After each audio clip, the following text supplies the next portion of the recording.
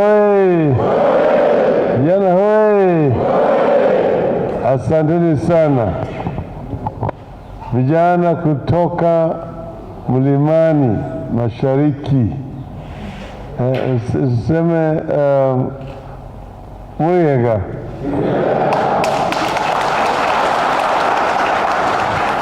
Mogeni, Muriaru.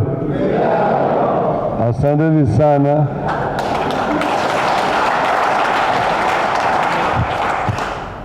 Nina furaha kuonana vijana kutoka Mlima Kenya wa Mashariki.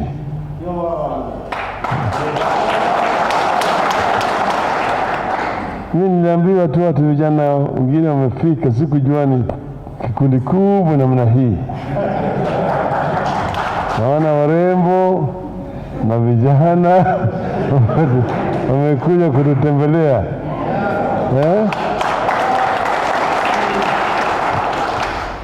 Vijana ni baraka kwa taifa lote. The youth is a blessing to our nation.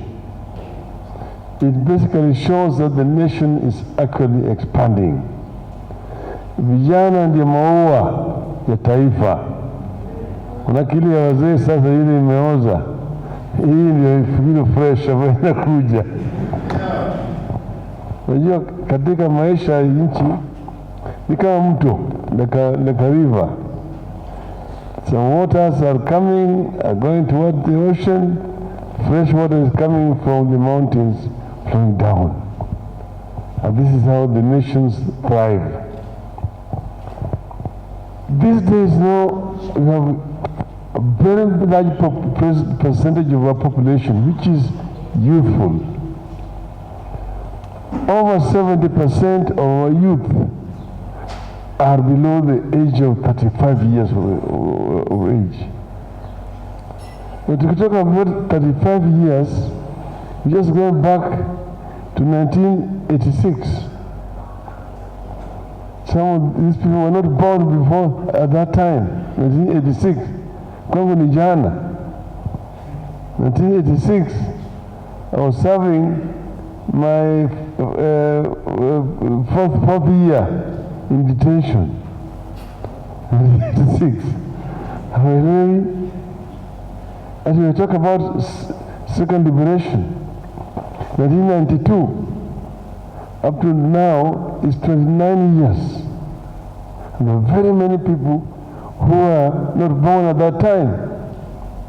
So they don't know what happened at that time. Tukasema Raila alienda kwa jela, nasema ulikuwa unafanya nini kwa jela? Haujui? Hawelewi. So this is where we're coming from. When I tell them about the history of liberation of this country, many of them don't understand. There was a time when this country was in a state of emergency. Walking alone like this was not easy.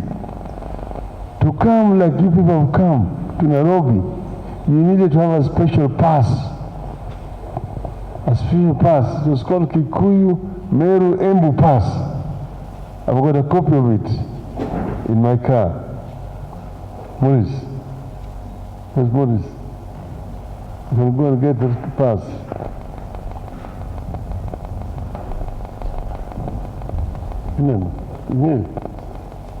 Pass me from tea. Pass mother.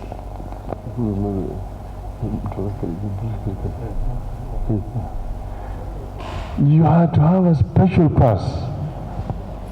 Kikuyu Meru Embu Pass. And those days it was called Kenya Broadcasting Service Radio.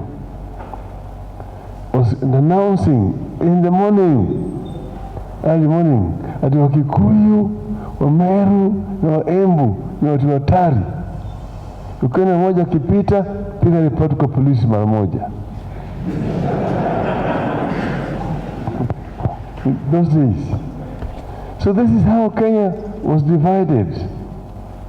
Because you see, what happened is when they came, they took what they called the high yielding part of the country, higher altitude lands which are good climatically for their farming. And that was basically from Mount Kenya, slopes of Mount Kenya to Mount Elgon. And they called that the White Highlands. White Highlands. Some of Africa who was there alitolewa kwa shamba yake, yawekwa kando, called Bloody African. The African was just now made as a laborer working on the white man's shamba. And that is how Kenya existed for 60 years that way. You are a foreigner in your own country, your own land. That is what actually compelled Kenyans to rise up to liberate the country, so that they could create an independent country. But that battle, Unahi, is a special pass called Kikuyu, Embu, and Meru Passbook.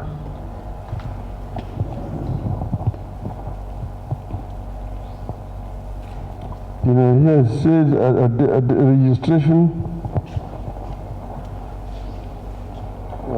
Then it says the name of the person is called Simon Ororwa Ngugi, tribe Kikuyu, district Fort Hall.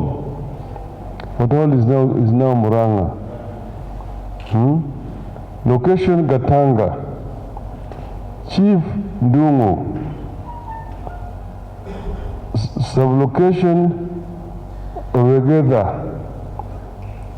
Occupation clerk. Age group 29 years. And it's in Kandara, October 21, 1958. Now in this book here, you have needed what you call movement permit. Movement permit says move from Gatundu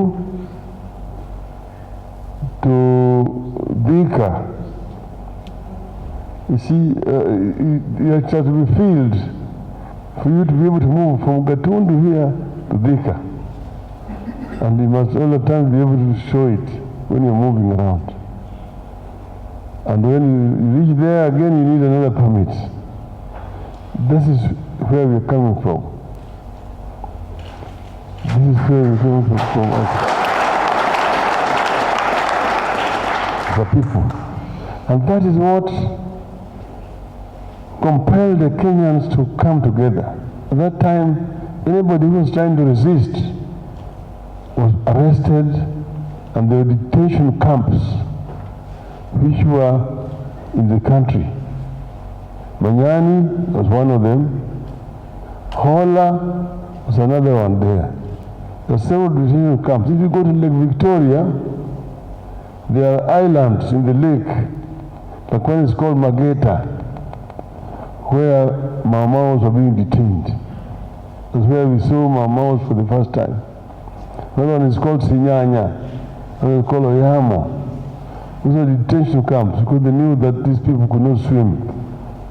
They were put there, and they also know that the area where they are being kept, there are crocodiles. Ukitoroka, utaongea na mamba. So then the Kenyans decided to come together to fight to remove colonialism. And during that struggle for liberation of the country, the entire country was united. The Kenyans were moving together as one people. Hakuna Mkikuyu, hakuna Mhembu, hakuna Mmeru, hakuna Mjaluo, hakuna Mkamba, hakuna Muluhya. They are all Kenyans fighting to get rid of this inhuman system of governance. Now Kenya were wakapigana na mzungu mpaka mzungu akatoka, uhuru akaja, serikali ikaundwa. Sasa baada hiyo sasa ndio hii mnyama ya kabila ikaanza kumea. They say that ethnicity is a disease of the elite. The elite are the ones who, in competition for resources, introduce ethnicity. Atio mundu wakwa, mundu wa mushie, mundu wa nyumba, takataka. That is the thing. Because it has not helped. Nobody chose to be born a Mwembu. Nobody chose to be born a Mmeru, or a Mkikuyu, or a Mjaluo. This is a biological accident. But most important thing is that you are a Kenyan. Kenyan, kwanza. Kueneza Ukenya. That is what Mwalimu Nyerere alifundisha watu wa Tanzania. Atudumisha utanzania, wache mambo ya ukabila. Ukabila hii haisaidii wewe, haikusaidii. What do you want to do differently in this country? That's the most important thing. How do you, when you are living here, how do you live with your neighbors? And how do you make a contribution to make this country better than how you found it when you were born? You see? And most of the, importantly, how have you contributed in the struggle against the 4 big enemies of our people, of mankind? Ignorance, poverty, disease, and bad governance. That is how you should value your neighbor. Not whether he's from your mother's womb or you are there. That is immaterial. What's important, we must, our people, we must be proud of ourselves as Kenyans. It's the most important thing. So we have had problems. Ethnicity became an issue, and then power was concentrated up here in the hands of a few people. Dictatorship became the order of the day in our country. People decided now to begin the fight for the second liberation. When people were being arrested again, like in the colonial days, taken to detention. And this again took a long time. In the end, we succeeded in 1992 to remove what was called Section 2A and reintroduce political pluralism in our country. But we were still struggling for a new constitution, because that constitution ambayo tulikuwa naye ni ile ambayo Waingereza walituachia sisi in 1963. So it took a long time to come up with a new constitution in 2010. That also did not come without a fight, because there are people who are resisting, forces who are resisting the introduction of a new constitution. Because the other one was too sweet, centralized. Kila kitu ilikuwa hapa Nairobi. You had there what was called provincial administration. President yuko Nairobi hapa, alafu kuna PC, kule kwenu PC iko huko Embu. Alafu kuna DC, alafu kuna DO, alafu kuna chief. But everything else is Nairobi. The planning of all the projects is done in Nairobi. Barabara gani ambayo itapigwa lami, hospitali gani itajengwa, shule gani itajengwa hapo, na kadhalika. It was all centralized. We decided to come up with a devolved system of government devolution. Hii devolution vilevile ilikuwa inapingwa na watu wengi sana. Walikuwa inapinga. They did not want it. But ultimately, we managed to get devolution. So sasa, you got Nairobi, na vilevile kule chini, muko na Meru, muko na Embu, muko na huko Tharaka Nithi, where now resources are being brought there and they're being enabled to be able to deal with critical local issues. But then in the old constitution, in the current constitution, tuliweka at a minimum 15% of national resources are devolved, go down to the county government. Yani ukiweka maximum, usema minimum 15%. Yani unaweza kuweka 20, 30, 40. Lakini experience all over the world inasema ya kwamba ukiweka minimum 15, hiyo ndio watapeana. Hataki ni wanake wengi wako hapo Nairobi wanataka ubaki na pesa hapa. Wao ndio wanataka kupanga barabara gani inatengenezwa huko kwenu.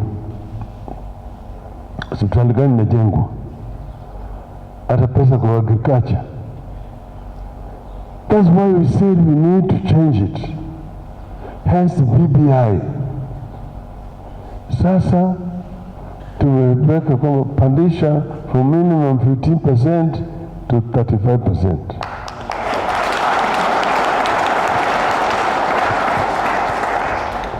In Nigeria, wameweka 20% local government, local. 35% state, because now we go federal.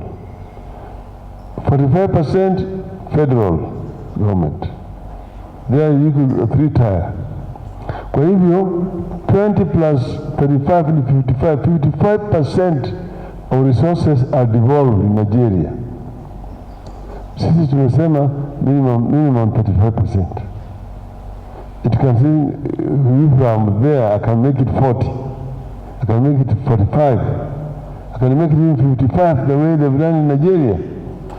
And a lot of work will be done down there. You don't need to come and beg for roads in Meru, in Embu, Tharaka Nithi. Can be done by government there, down there. If it can be done, see, so that the national government remains with money up here to pay the foreign debts, you see, deal with things like referral hospitals, the armed forces, and so on, security generally, national, but others are devolved and are done down there. And ensure that that money is not stolen down there. That remains the work of the national government to supervise them. Kwa nini? Kuhakikisha kwamba hawaibi. Then the country can develop much faster. The country can move much faster. This country has got resources. This country has great potential. This country has got manpower, got younger generation of people with skills who can be able to make tremendous contribution to faster socio-economic development of our country. But that is not happening because they're not being given proper opportunity and resources to do so. We can do that. That's why, for example, we have decided to create a youth development fund. It is there in the BBI.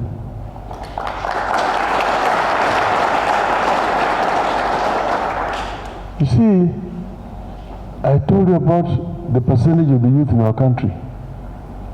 The youth can be a blessing or a curse.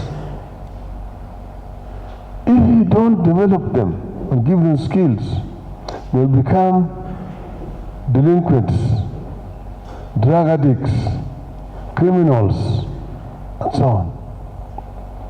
But if you empower them, then they can be a source for wealth creation, for development.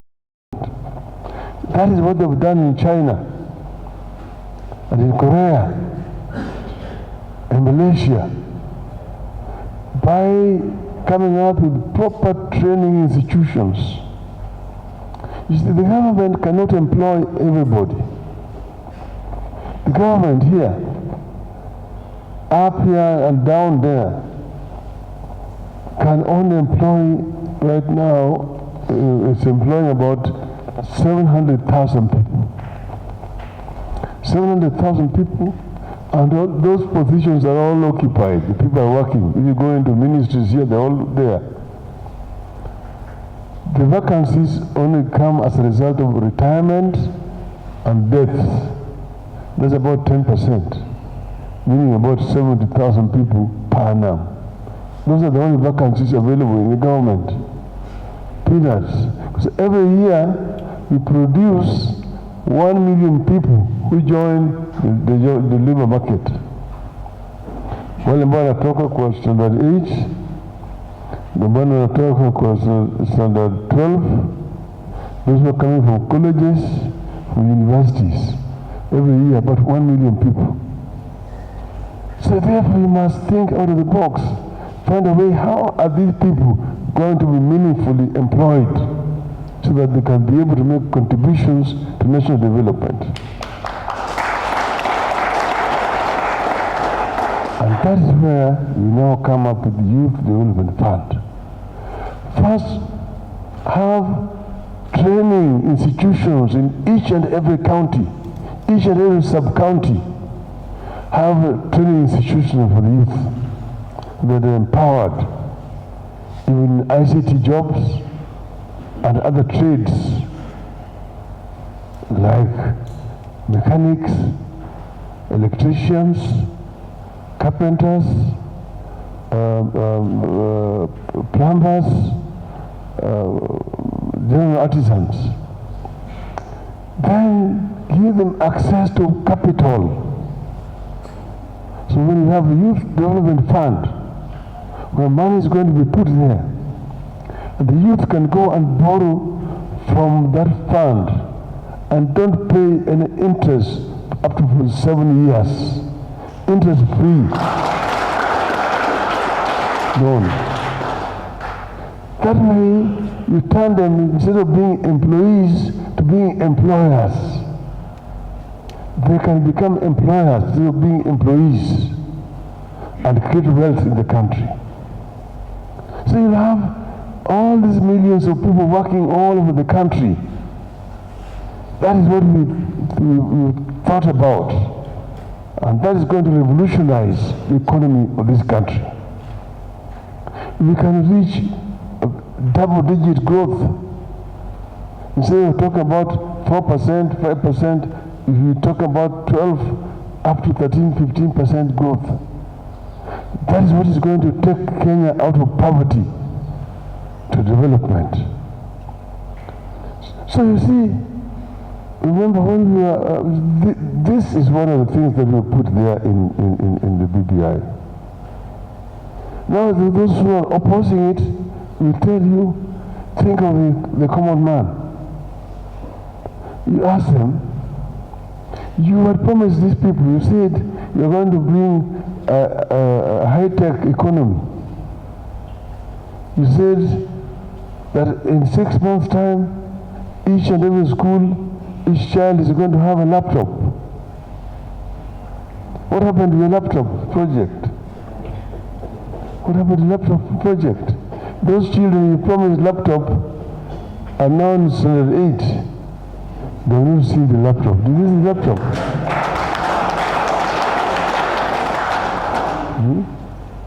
Now you just say, oh, mama mboga, siji mkokoteni, siji wheelbarrow.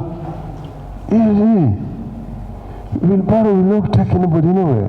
Wheelbarrow is only an instrument used in construction sites. Koroga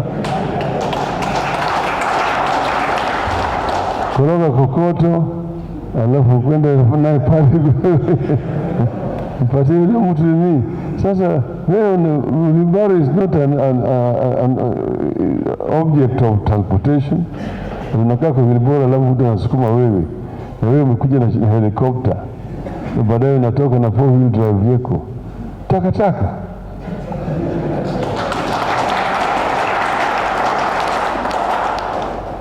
We have ways of trying to revolutionize development in this country. Tena, we want to empower all our people. This is where the issue of gender comes in. That we want to ensure that our women folk are given equal opportunity to make contribution to nation development. Because at the moment, when there is gender discrimination, you find only one half of the population is working. The other half has been excluded from working. That kind of country cannot develop fast. You need to make use of all the manpower that you have in the country. And that's why we are saying gender discrimination is an enemy of our society. You must give our women folk equal opportunity like their male folks to make their contribution to national building. We said in terms of representation, we'll ensure that there will be two-thirds gender rule respected. Somebody is saying do referendum together with elections. If you do referendum with elections, then the next parliament will not satisfy the requirement of gender rule. They are talking about 2027. Are women ready to wait? Are they ready to wait? And then they're saying to do referendum with the general election, most people have never understood how impossible it is. Right now, you're with an election where you have 6 ballots.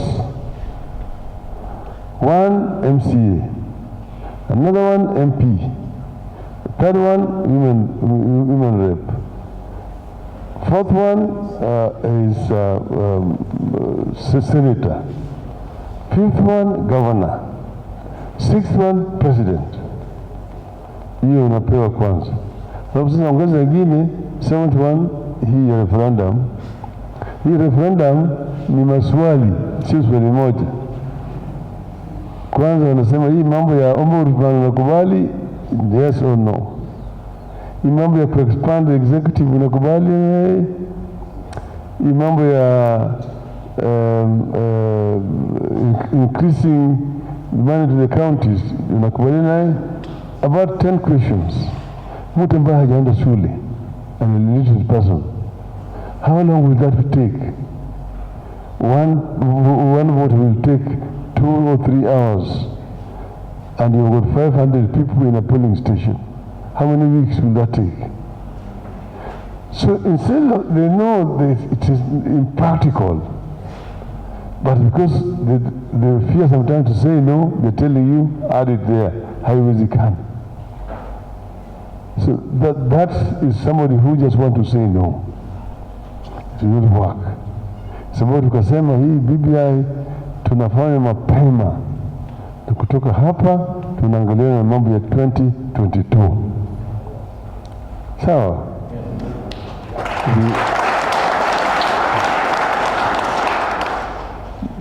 Sisi zote tuna furaha.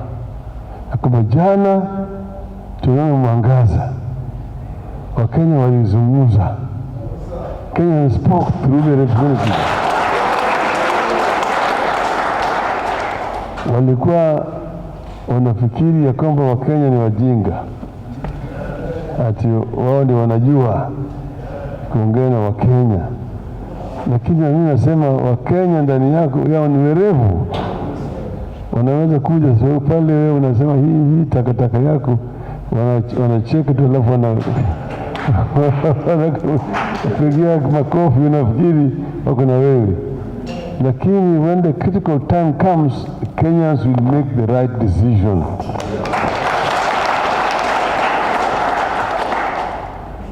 And that's why we want to move together.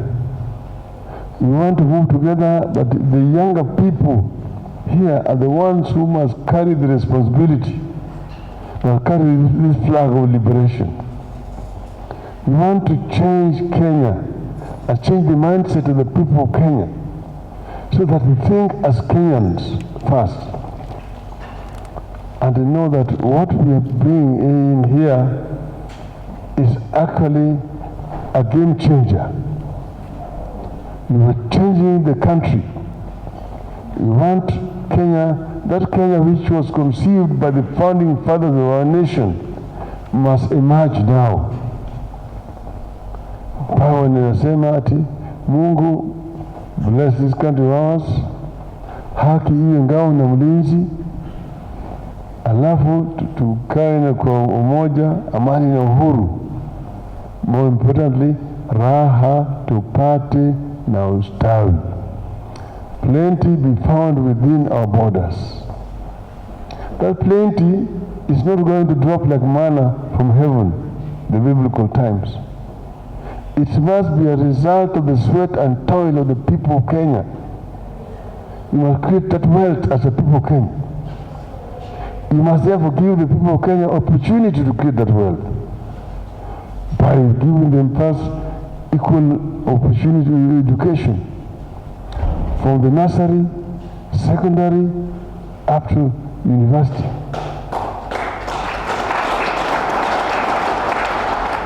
And after that, give them an opportunity thereafter to now contribute to nation building.